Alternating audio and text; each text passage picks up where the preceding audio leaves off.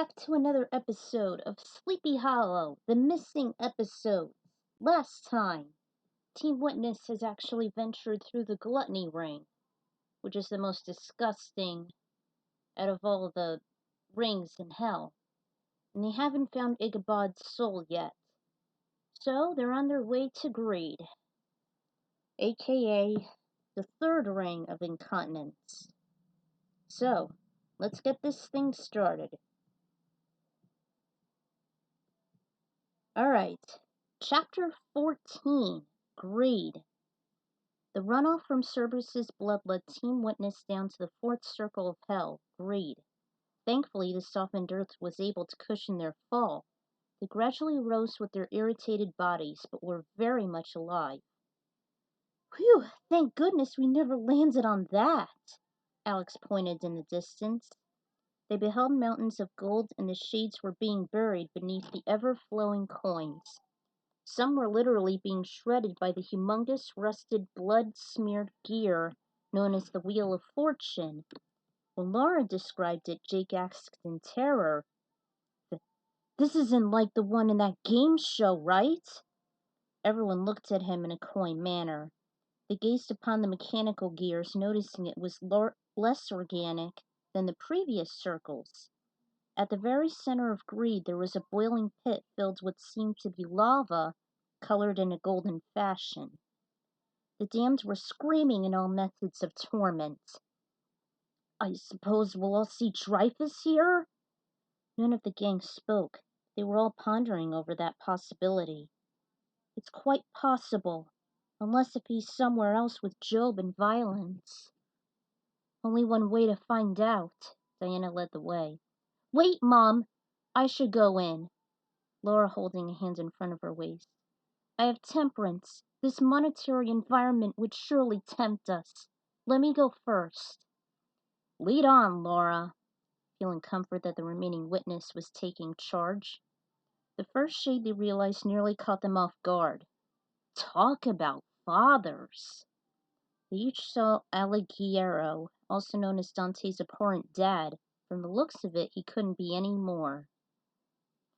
Actually, in Dante's epic, the animated epic, Dante actually faced his father here, but it was cut out, because they're going to face somebody else. You'll see. So, yeah, you can pause here if you want. It just describes why his father is there. When Dante was away, the Crusades, Beatrice stayed. So, yeah, here's that. And here's that. You can pause here if you want. He appeared in Greed, turned into an obese demonic abomination with chains wrapped around his neck and limbs. And here are some other shades that I added in. You're not going to believe this, but I actually added Angelica Pickles into this. You think she belongs in Gluttony, but you know what? She has more materialistic desires too, so yeah. I figured that only Greed makes the most sense. And, much like the other souls, I mentioned the creepypasta. So you can pause here if you want. And there's also a bony elderly man that was bald at the top of a shiny bright peach head, which may have reflected some of the golden light. Yes, I included a Simpsons character, C. Montgomery Burns. Excellent. Go to hell. Besides, he deserves it. In fact, I think this is like a personification of Fox's corruption and monetary status and Smithers, I never had a problem with, but I feel he's like Burns' puppet. No? So, you can pause here for that. And I also included Malcolm Dreyfus. Malcolm was obvious since Job dragged him down after his immortality was compromised from the Philosopher's Stone offered by Lucifer. At first Laura was hesitant as she gazed upon her former foster father, while he was drowning within the cauldron of the acidic gold. Her heart nearly shattered as she witnessed the horrific sight while he dissolved into nothingness. Diana laid a hand on her shoulder, snapping her back into reality. They pressed on. And here's another Family Guy character, Carter Pewterschmidt. Fucking bastard. I never liked his wife that much, but Barbara Pewterschmidt, I felt kind of petty towards. So that's why I didn't kill her in the raid. And next were two young people. You're not going to believe this, but I actually included Roger Klotz and Sharpay Evans. I hate them both. And you know, I actually transformed them into drug addicts. And Sharpay Evans is like a pimp in the slums. She deserves this. She doesn't deserve to win anything. Ugh, I hate them both. And I hate High School Musical, the movie, because it's the atrocious lip syncing. Hey, wait a minute. Wasn't there supposed to be some kind of wolf here? Yeah, he was known as Plutus, and people considered him as a gold statue. However, he's mostly depicted as a wild dog, eager to claim its prey from the hoarders and wasters. He usually rips them apart as they joust each other. He still says the phrase, "Pape Satan," many times. So, he's a wolf that worships Satan? Yeah. Let's hope we won't be his next meal. I think he'll be too busy chasing after these who are perverted into the obsession of materialistic goods. It's no wonder Dante labeled this as the fourth ring, since it represents divine love for items in a world created by God. Wow, her knowledge and experience from the foster homes are really paying off. Paying? Don't get us tempted here, Alex cried. She grabbed her partner's olive green shirt, trying to get some sense into him. Guys! Tension was really going sky high. Look, I know how you guys must feel, but we need to stay focused. Which is why you need my help more than ever. They all looked up and saw a man in his 20s with frazzled blonde hair. You again! Nick Hawley. I should have known you'd be here. Always the money maker, I see. What a foregone conclusion. Yeah, Lucifer put me here. I don't deserve this, especially being the arrogant man that I was. I wasted my ass to help you slime buckets. Yeah, until you were overwhelmed by grades, you bastard. He was deeply offended. All I wanted was to bring Jenny back to my side. Now I can, no regrets. What do you say? Are you willing? I can get you all out of here. She hesitated. The firebrand challenged as he blocked her vision. Rrr!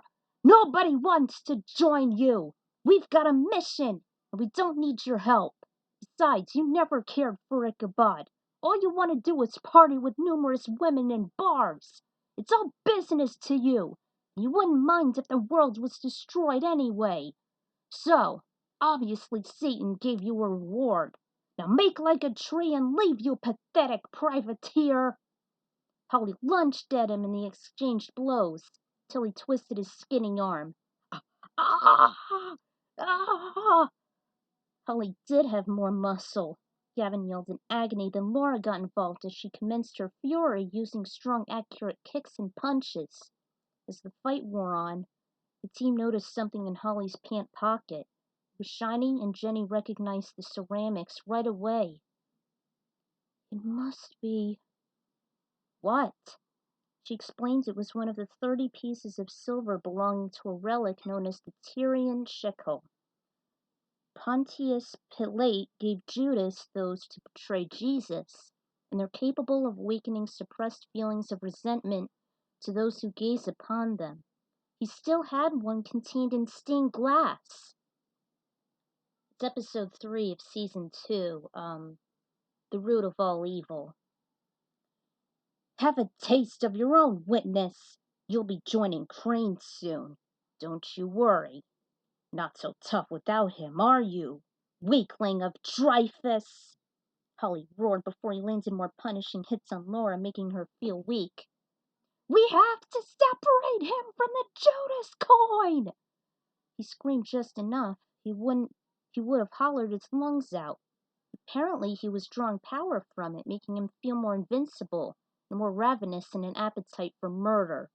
Jenny's begging were ineffective, and with a matter of chance, the 2 stained glass slabs containing the Judas coin slipped out of Holly's possession. She gazed at it and was walking to it. The team grew worried as they knew that she was affected by it a few years ago, when Parrish laid it beside her during her community service and was about to kill Reyes due to the false claim that she put her mom in the Terrytown mental hospital. Fortunately, Gavin tackled her down and both Alex and Diana pinned her to the ground. The slabs appeared closer to the molten gold pit. With a strong resolve, Gavin picked up the slabs and held it for Holly to see, while he still was rolling and thrashing with Laura. He ran to him using all his rage. Say goodbye to your fortune, Holly! Tossed it down and Holly dove after it, incinerating both menaces in the process. Ha! Take that, creator's pet! Diana and Alex eventually let Jenny go, whom she was more stunned than her teammates. She was undoubtedly numb both inside and out. She momentarily sunk to her knees and was distraught. I can't believe this. I was foolish to get involved with him. He was always attractive, and he always loved me and my sister. She turned him down, but I didn't. He was an artifact hunter like I was. I really thought we had something special. I thought he would change until Joe. You were so young and naive. I never liked Holly, but I didn't want to tell her or Abby since it might hurt their feelings. I can't go on anymore. We've seen him die twice. My greed always got the best of me. I can't. You need to look inside yourself, Jenny. Laura knelt beside her. She put her hands on her trembling shoulder. Crane depends on us. We need to push through and restore his soul from Lucifer. He's counting on us. We can't give up now. He's a witness like I am, and he doesn't have a lot of time. We are all going to save him. With you, or without you. Jenny calmed down as she swallowed hard. You're right. You're right. Crane does need us. Of course he does. We're all involved in this. There's no turning back. We must press on to the next several circles. We're the only ones who can save him and the world. We are going to accomplish this mission. What do you think Joe would do? With that, Jenny gradually rose thanks to Gavin and Laura. She then faced the group. I'm sorry. These hell rings are really running us ragged. We should press on. The young one just heard Ichabod's words in his ears. What matters now more than ever is that you and I stay true. Trust is the only currency with any value. That gave him more motivation to push through. Let's go then. They went on their way to the fifth circle wrath. Little did they know that time was actually running out. Meanwhile, Ichabod was slapped across the face by a hand clad in armor. Through his darkened vision, he saw it was none other than his former friend, Benedict Arnold. You deserve to be in this hole, Captain Crane. You should never have betrayed the ways of your country. I had every single goddamn right to betray mine. General Washington was unsupportive on how he was orchestrating the war effort. With all of us dying, we suffered through starvation in the frigid cold. And I've been here for the past 234 years because of you! The loyalist hit him again with a few pieces of skin flying up. That's enough, Benedict! He stopped as he heard a vehement tone. Fine, Master. I just want to show how Mr. Crane has warped his mind and betrayed the crown. Even his own family despises him, and Katrina and his son. He flatly deserves this eternal punishment. Benedict stepped away, then stopped and faced him again.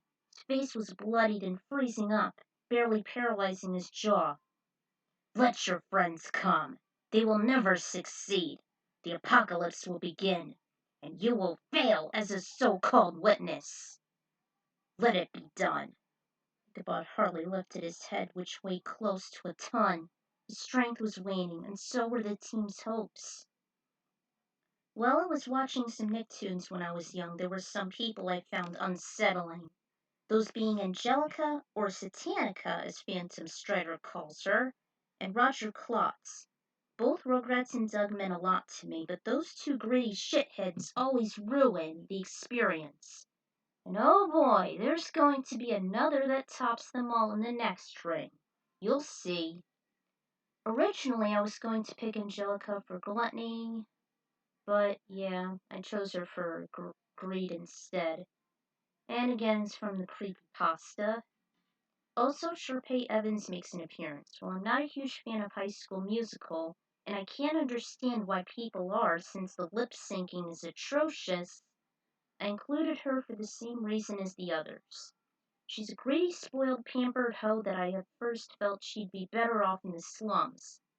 I'm not kidding! While some of the songs are okay, I consider Sharpay to be the most undesirable, manipulative bitch in the series, while using her weak brother as a puppet. Thank God it was only a trilogy, and I didn't bother with 3. I almost forgot Carter Pewterschmidt. Much like Fox, he's an old selfish bastard that never shares his wealth and cares only for money. No different than the asinine executives from the network. His life is meaningless. And here is Dante's father, and I replaced him for obvious reasons. And here are the songs for that. So yeah, they've now reached a quarter of the underworld. Will Team Witness continue to fight their anxieties and press forward to save their leader in time? Find out later, sleepyheads. Until then, this is the Ecron Writers signing out. And I leave you with this creepy song I found when I was a kid. So here it is.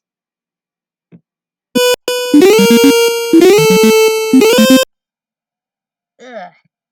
Wrong song, guys. My bad. Ah, jeez.